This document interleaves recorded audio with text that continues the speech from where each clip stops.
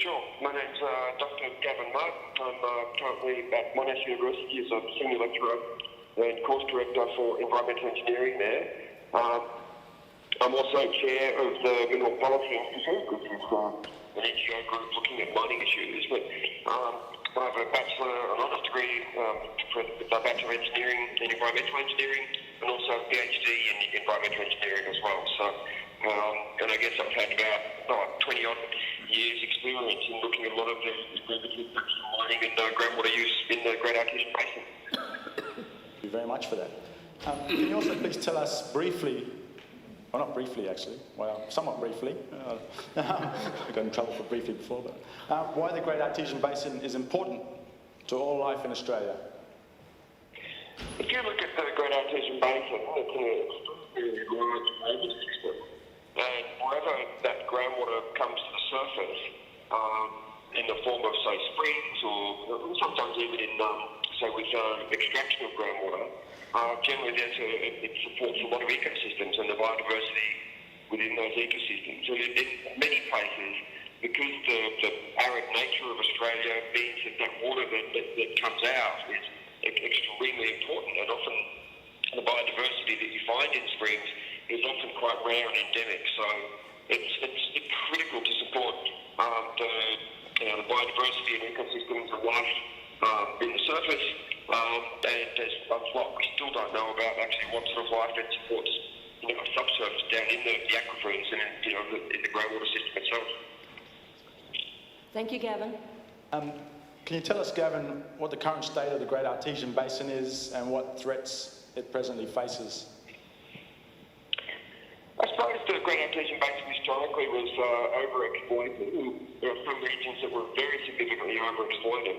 Over the last 20 to 30 years, especially, there's been a big sort of investment program between state and federal governments and also landholders to cap a lot of bores and try and reduce the outflows and minimise the over-exploitation.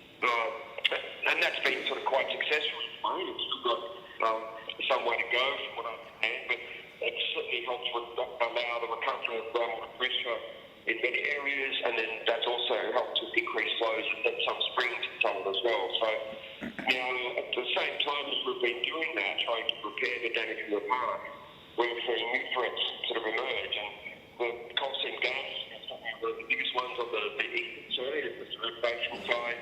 But then in the future, what we could also see is potentially very large coal mines in the recharge zones in the Galilee Basin, as well as potential for coal seam gas in that area and things like that. And then there's other areas in other parts of the Great Artesian as well, such as the Durga Basin in Northern Territory, the Artesian Basin in South Australia, and so on, that are also being investigated for potential unconventional coal and gas projects. So they do present quite a very significant threat, and we're seeing that in Queensland at the moment from CSG. Thanks, Gavin. We've got a last question now. Can you tell us, Gavin, what you think needs to be done in Australia to better protect the Great Artesian Basin? One, I think we need to be, have a lot better monitoring. But also what we need to do is start to limit the major extractive industries that are using the GAB. We need to be much more mindful of where they're located, the relationships to springs, to existing bore users or groundwater users, and so on. And at the moment, our current regulatory system just doesn't really take that sort of attitude. It basically takes an attitude of facilitating sort of almost any development, but that sort of attitude really has to change. Thank you, Gavin, and thank you to the audience. I know that the audio is, this beautiful room and technology is not so good today. The members of the Tribunal today and all the members of the audience. So I'm a solicitor, an environmental solicitor, and I've got over 20 years experience working for community groups and on public interest matters, which is very fortunate. I've had that experience. So that's my summary.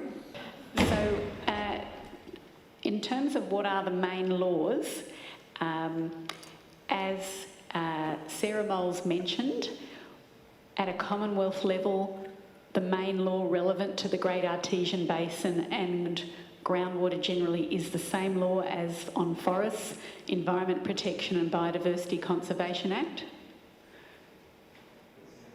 Okay, that's okay. Yeah.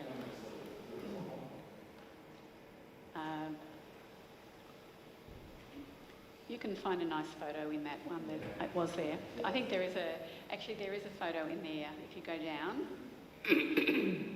Yeah, that's the one, just up again.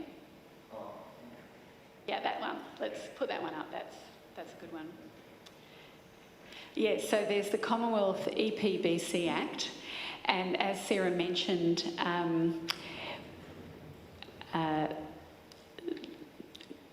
there is a trigger relating to groundwater and mining under that Act. That is a trigger that triggers assessment, but as was the same flaw in relation to forestry, it doesn't absolutely and clearly protect groundwater or the Great Artesian Basin.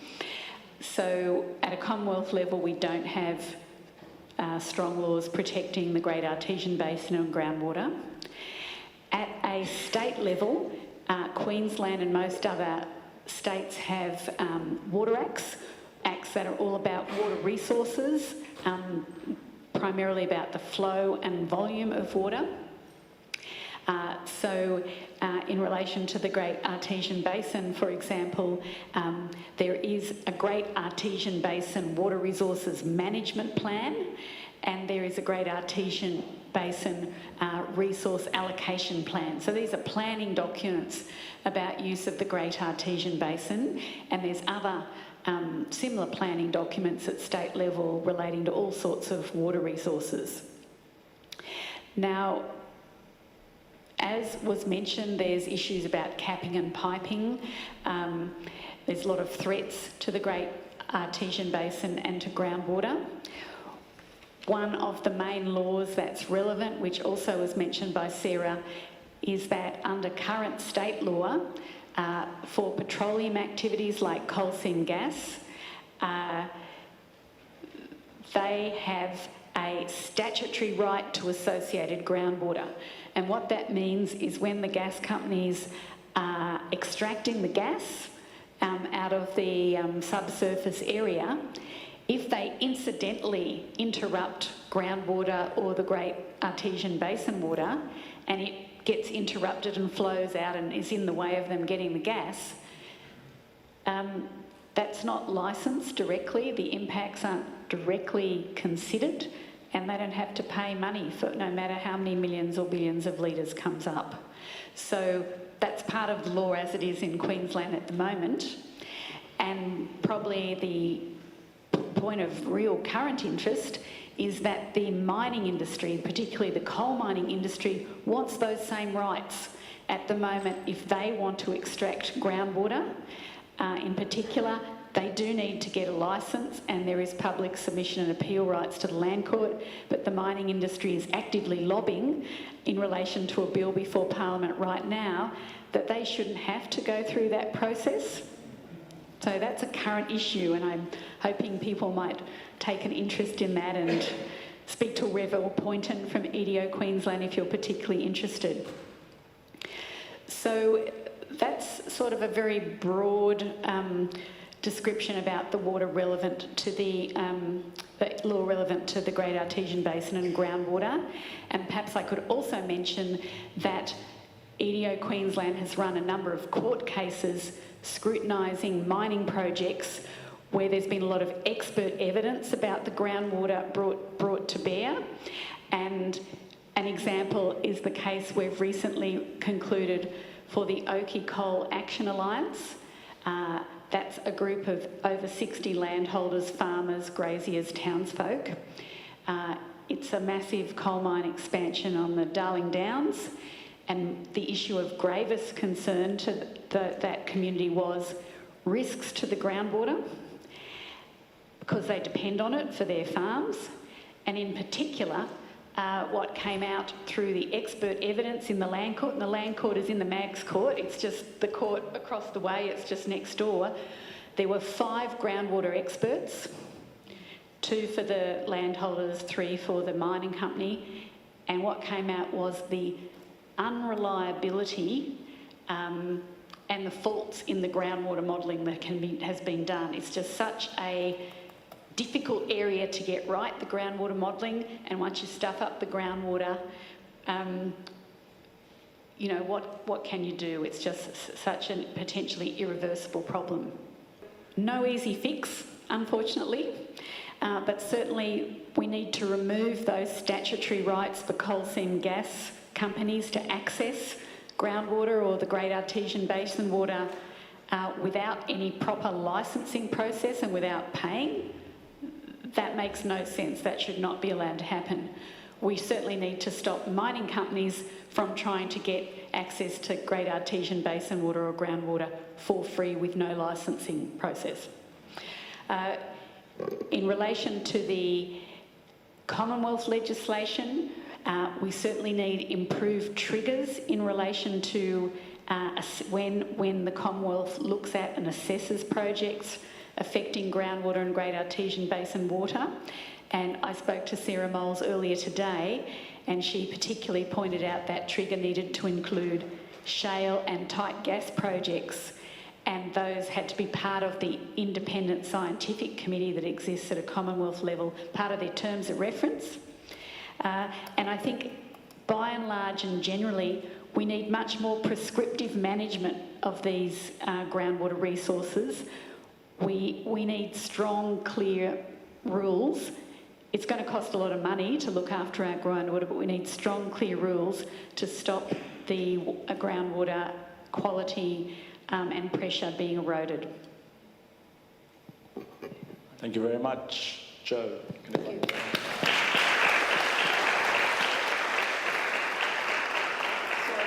I think there are a number of questions. Tribunal have any questions for Joe? Yes, we have a lot of questions. I think myself, Irene and Brendan, and if I can just jump in first, I'd like to take that phenomenal analysis in such a short amount of time, and I'm always in awe of the EDO lawyers. I think they're awesome. But today we're looking at it from the rights of nature perspective.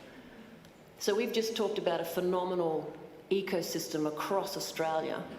And Joe, so basically this current industrial society has no laws in place that recognise the importance of the Great Artesian Basin. It sounds like we have a few great plans, but the only laws that seem to be scattered around are those that are trying to manage how people get their resources. There's nothing that says this is the phenomenon that scientists and others acknowledge it to be. Is that right? There's no laws that are saying actual legislation protecting from the point of view of the Great Artesian Basin its entire community of life.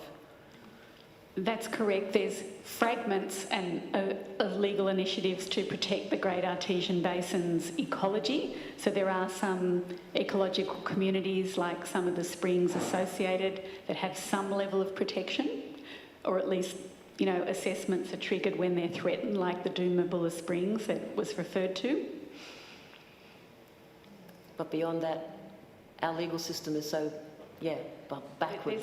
There's no comprehensive, there's attempts, as Sarah mentioned, there's attempts to get everyone coordinating to try and protect the resource, but by and large, it's been excessively exploited. It's not being healed, looked after adequately, and there's no overall strong proactive plan to protect it. No. Thank you. Irene? When you talked about the Commonwealth trigger, a lot of the discussion is focused on fracking. What are your thoughts about the Roxby Downs mine, which has been, was established under state legislation under an indenture, so it's very complex and very difficult to implement change or to make any amendments currently. But what are your thoughts, or if you've had any thoughts at all, in terms of a possibility of a Commonwealth trigger in relation to the impact that Roxby Downs is having on the artesian waters, underground waters, particularly when it's been pumping millions of megalitres of water per day since 1980. 6. Sure. Well, as a matter of current Commonwealth law, if an action was already occurring before the Commonwealth EPBC Act came into force in 1999, then that action can continue without that Commonwealth law applying. Having said that, there is nothing to stop a government that wanted to heal and protect the Great Artesian Basin and groundwater from passing a special law to constrain that use of groundwater.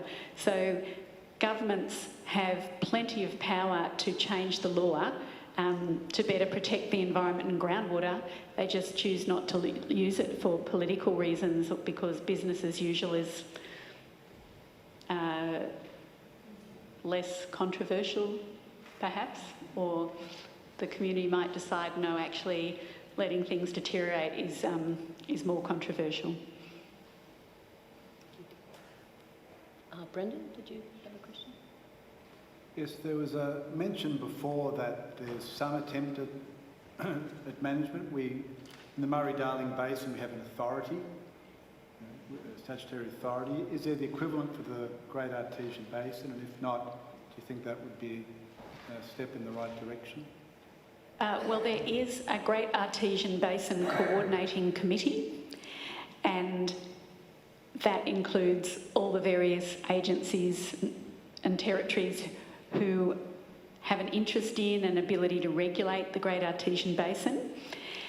Now, I believe, Sarah, you are on that committee? Yes. So there is a committee. Sarah's comments to me earlier today were it was not working as effectively as it might. I don't know if Sarah would like to comment in answer to your question, Brendan.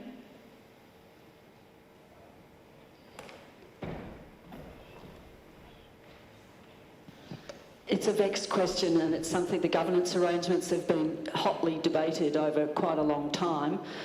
I was at a GABCC meeting yesterday, and there is great concern amongst the non-government members that the federal department is doing whatever it can to white ant the whole thing. And certainly being starved of funds, I think, and they have a similar lack of commitment to the Lake Eyre Basin process, but there's no statutory clout behind the work of the GABCC, unlike the work of the of the Murray-Darling Basin Authority, nor the Lake Eyre Basin process through the Ministerial Forum. And I think we have... Sorry, Brendan, did you have any further questions? No? And I think Benedict may have one. Yep. Thank you, Joe, for that very comprehensive analysis. I note that recently the International Criminal Court has stated that it's expanded its remit to prosecute individuals for intentional large environmental destruction, land grabs, etc. And we've been lucky enough to host the wonderful Polly Higgins in this court a few years ago, who was trying to amend the Rome statute to include the crime of ecocide. Now, in terms of what's been talked about, especially by the First Nations peoples today in the different cases, the idea that we need to contemplate a confluence of existing legal systems and some kind of collaborative effect where they can work together. And looking at all of the shortcomings of our current dominant legal system, we do have an Environmental Protection Act, and the state does have the power to prosecute environmental crimes under that. And I note, for instance, Cougar Resources, the trial burn in Kingaroy that contaminated the water supply, I think was prosecuted. So I'm just wondering if you can elaborate on, is there an architecture in Queensland for the prosecution of these crimes that's just not being utilised because of there's no political will behind it? Or is it just does it need complete overhaul and reinvention, imagination?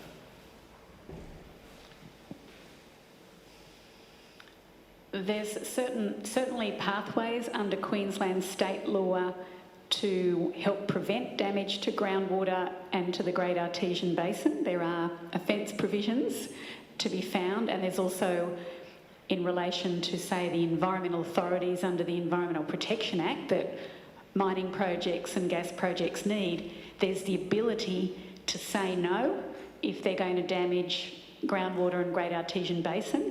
In fact, on projects like Ackland Stage 3, there's such grave uncertainty over the groundwater impacts. The modelling in the court was shown to be flawed and unreliable.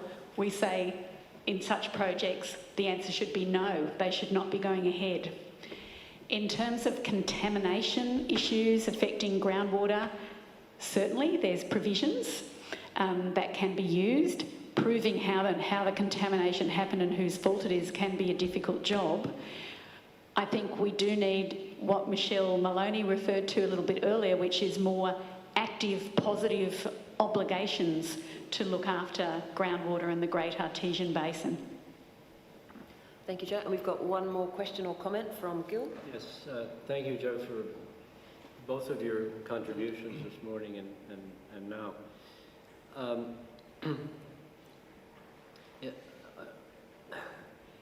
As a lawyer, it may seem strange, but I'm not all that overly impressed by legal regulation.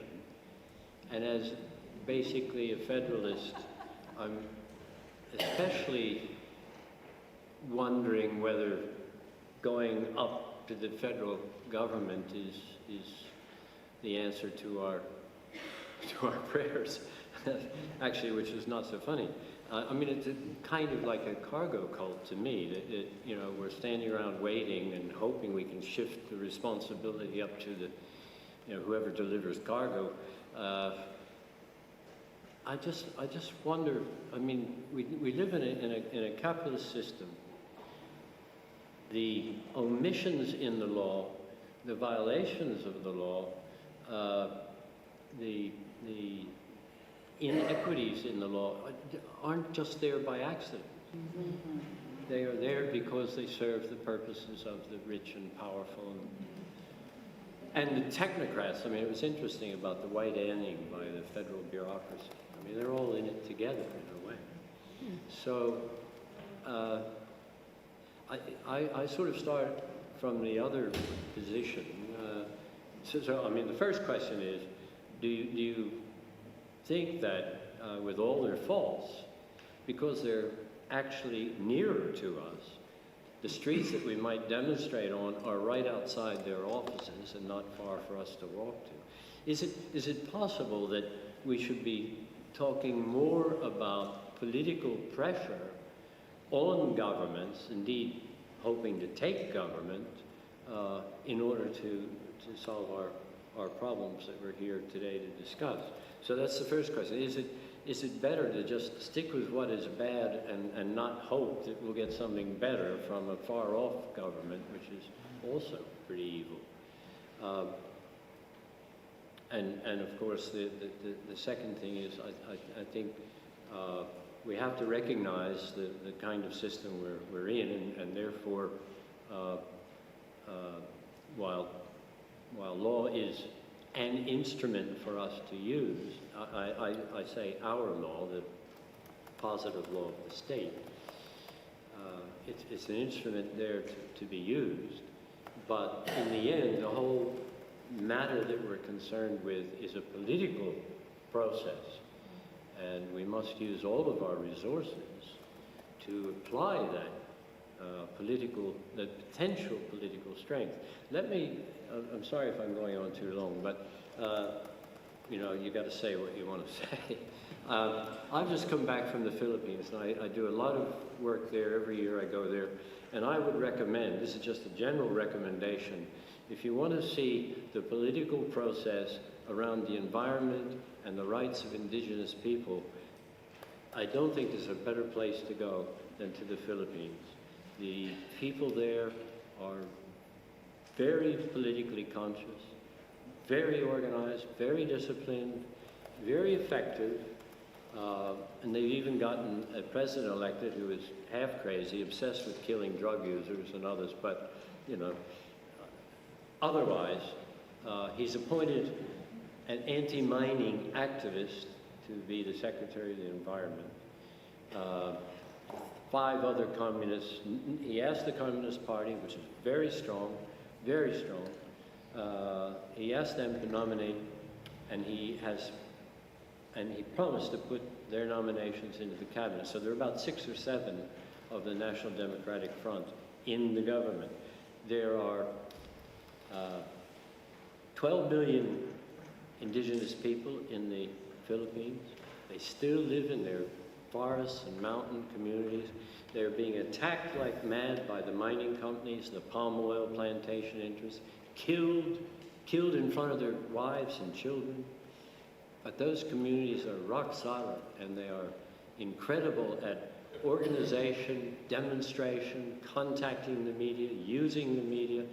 And I've just been to, last year, exactly a year ago, I was on the Tribunal looking into the situation there with the paramilitaries, created, paid, supported, supplied by the military, and how they are trying to force the evacuation of the Lumad people, the indigenous people of Mindanao, force them off their lands so the miners and palm oil greedies can get in there.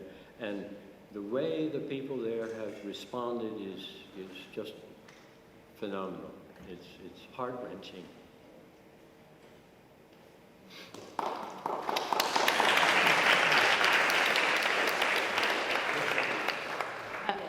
I can only strongly agree. So if we need to reform the law, the only way we can do that is by exerting political pressure on the politicians, tell them what we value, tell them what we want, and put pressure on them for change, because I think we all know other stakeholders like the mining industry and the gas industry, they're putting pressure on them to protect their interests. So the community needs to put pressure back, saying we want to protect our groundwater, we want to protect the Great Artesian Basin. And legislation and law is really just, if you like, a fruit or a product of the political process. So we need to make our views known and put pressure on to get those changes. Litigation, ideally, the community doesn't want to run litigation particularly. We want our government to hold lawbreakers to account, and that's what we also need to put pressure on our police to do.